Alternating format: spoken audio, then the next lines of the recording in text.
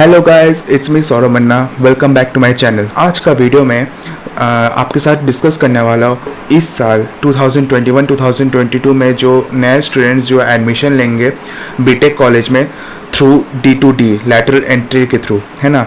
तो इसका तो अभी तक कोई नोटिफिकेशन तो जारी किया गया है नहीं कि आप लोगों का मतलब आप लोगों का एंट्रेंस एग्ज़ाम करवाया जाए, कब आप लोगों का फॉर्म फिलअप होगा, आप लोगों का एंट्रेंस एग्ज़ाम होगा या डिप्लोमा के बेसिस पे आप लोगों का रैंक निकाला जाएगा। इसके ऊपर अभी तक कोई नोटिफिकेशन जारी किया गया है नहीं, है ना। लेट्स सी कब क्या होता है। जब आप लोग चॉइस फिल करेंगे, काउंसलिंग जब करेंगे, चॉइस फिल वगैरह करेंगे ऑनलाइन, तो वो प्रोसेस क्या है आपको तो वो पता नहीं होगा, है कि नहीं।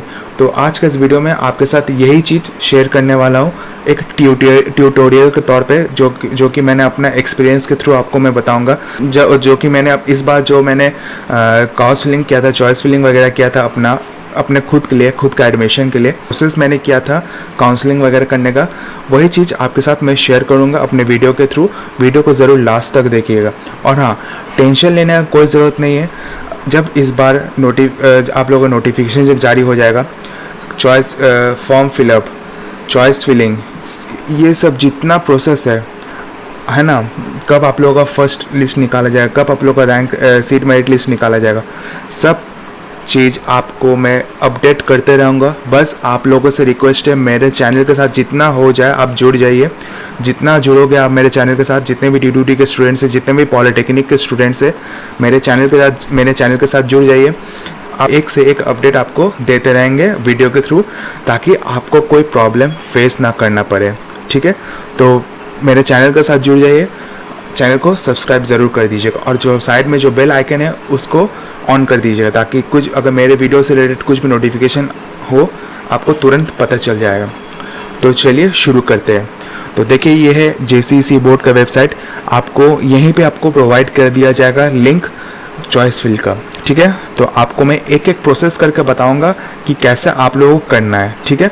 देखिए, फर्स्ट आपको क्या करना है, आपको यहाँ पे लिंक प्रोवाइड कर दिया जाएगा, online counselling for admission in engineering lateral entry, ठीक है। देखिए, यहाँ पे सब पहले फर्स्ट ऑफ ऑल यहाँ प्रोवाइड कर दिया जाएगा online counselling for admission in engineering lateral entry, ठीक है। आपको उसमें क्लिक करना है, ठीक है। फर्स्ट ऑफ ऑल आपको उसमें क्लिक करना है। देखिए, यहाँ पे online counselling for admission in engineering lateral entry में क्लिक करना है। क्लिक करने के बाद कुछ यहाँ पे ऐसे इंटरफेस देगा जो कि इंजीनियरिंग लैटरल एंट्री लॉगिंग, उसमें क्लिक करना है आपको, ठीक है। क्लिक करना है। और हाँ, जब आप चॉइस फिल करेंगे तो उस टाइम यहाँ पे आपको सीट मैट्रिक्स दे दिया जाएगा आपको, है ना। PDF जारी कर दिया जाएगा, मतलब आपको कितना कौन सा कॉलेज में कितना सीट्स है, आपको उसी के हिसाब से आपको चॉइस फिल करना है, ठीक है।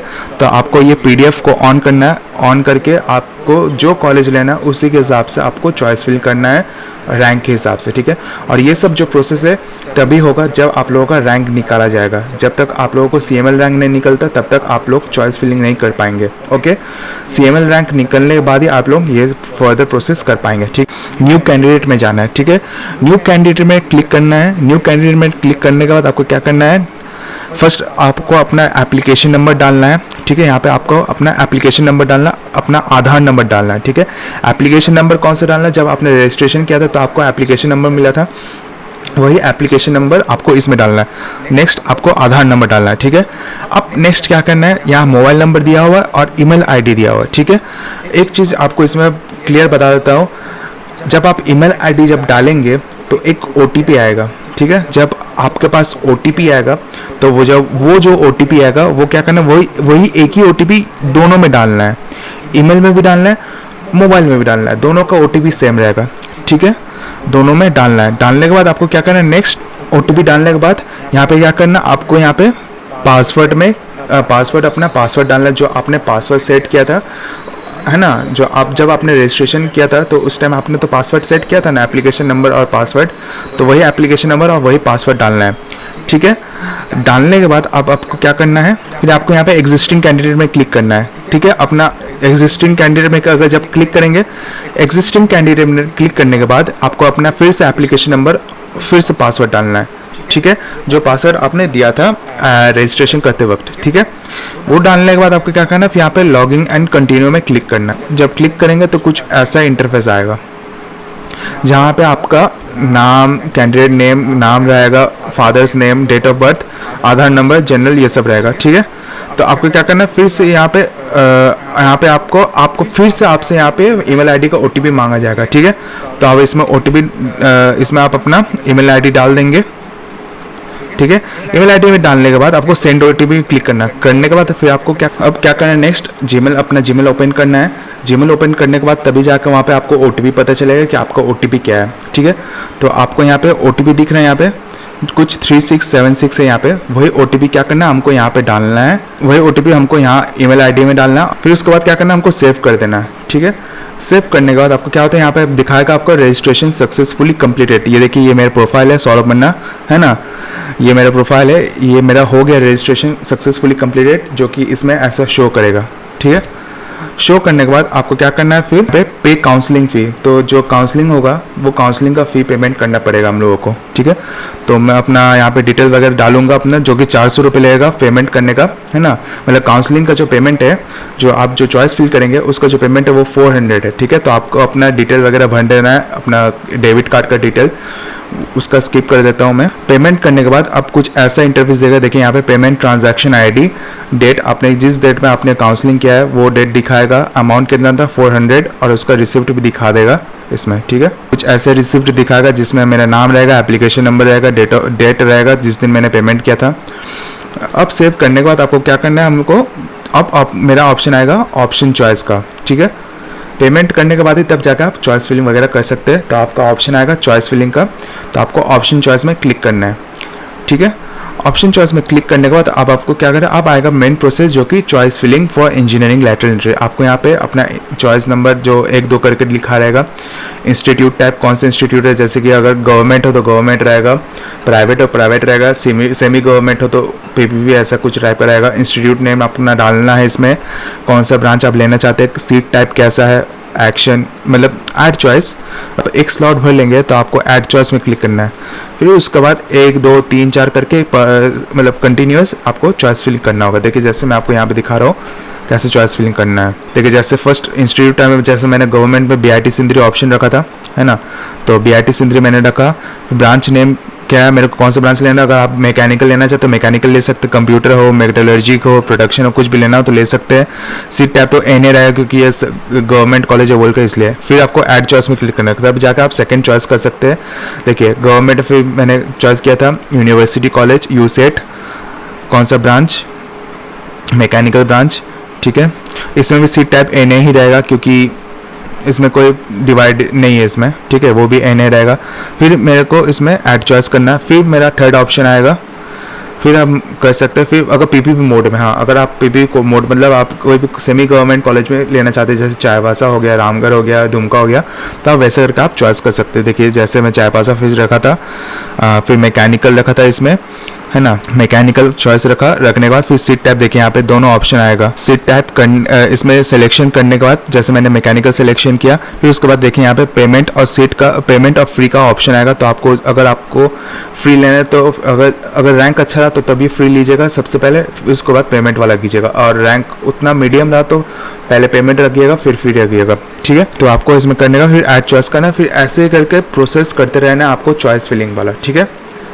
अगर यहाँ पे अप डाउन भी कर सकते हैं, कैसे, अगर आपको अप डाउन भी करना तो सीट का अगर ऊपर नीचे करना है तो मान लीजिए आपको नहीं BIT सिंधरी को ऑप्शन सेकंड ऑप्शन में रखते हैं, पहले यूसेट को रख देते हैं या तो पहले ही चाईबासा को रख देते हैं। अगर आप वो एडिट करना चाहते हैं तो वो आप अप डाउन करके आप कर सकते हैं, ठीक है।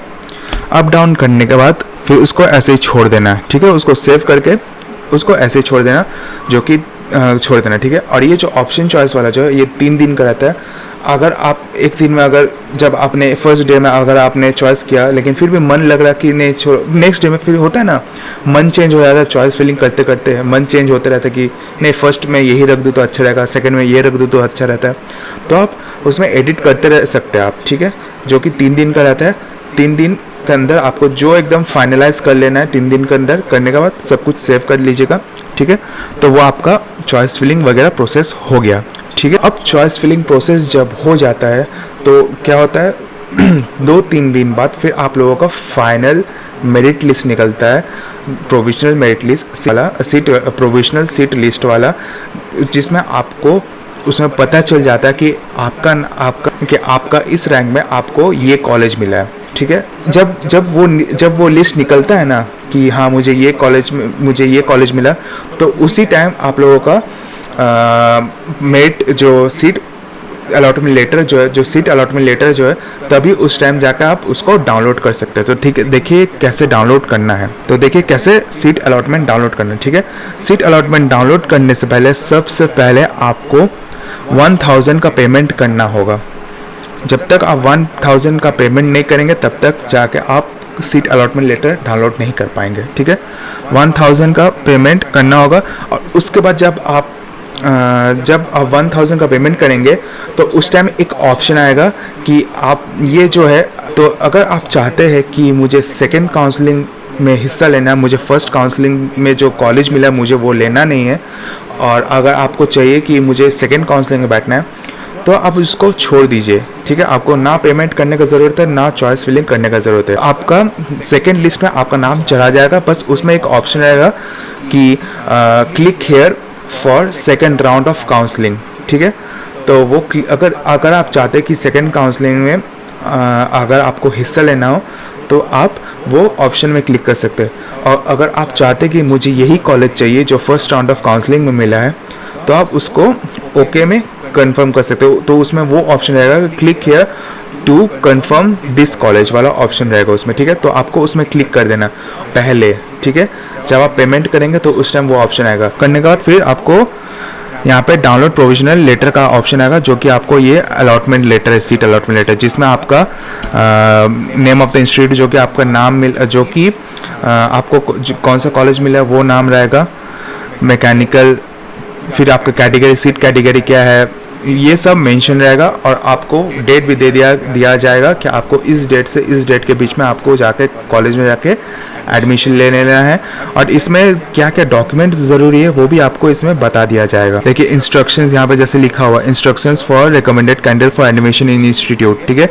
यहाँ पे सब कुछ क्या क्या ले जाने बोला है। आपको यहाँ पे धुंधला दिख रहा है, तो आपको मैं बता देता हूँ क्या क्या बोला है इसमें।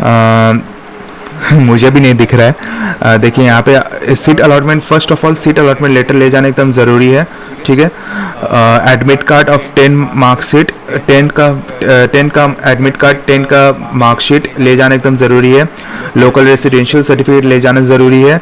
इनकम सर्टिफिकेट, अगर आपके पास इनकम सर्टिफिकेट रहा तो जैसा जो लोग TFW या तो EWS वाले हैं, अगर वो लोगों के पास अगर इनकम सर्टिफिकेट है वो ले जाना एकदम ज़रूरी है। कास्ट सर्टिफिकेट ले जाना ज़रूरी है। अगर जो लोग कैटेगरी मतलब जो लोग ST SC OBC वाले स्टूडेंट्स हैं वो लोगों के लिए कास्ट सर्टिफिकेट ले जाना एकदम ज़रूरी है, ठीक है। और हाँ, साथ ही साथ आपको कॉलेज का जो आपने जहाँ से डिप्लोमा किया है वहाँ का CLC मतलब कॉलेज लिविंग सर्टिफिकेट लेना एकदम ज़रूरी है।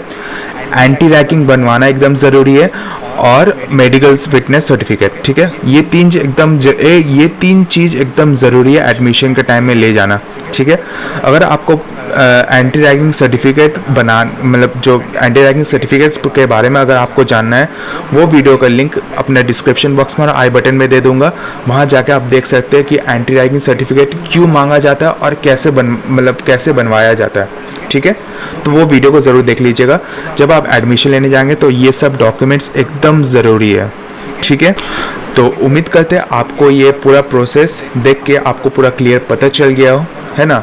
वीडियो को अच्छा लगे तो वीडियो को ज़रूर लाइक कीजिएगा, ज़्यादा से ज़्यादा शेयर कीजिएगा और सब्सक्राइब करना ना भूलिएगा। मिलते हैं अगले वीडियो पे अगले कंटेंट के साथ, तब तक के लिए बाय।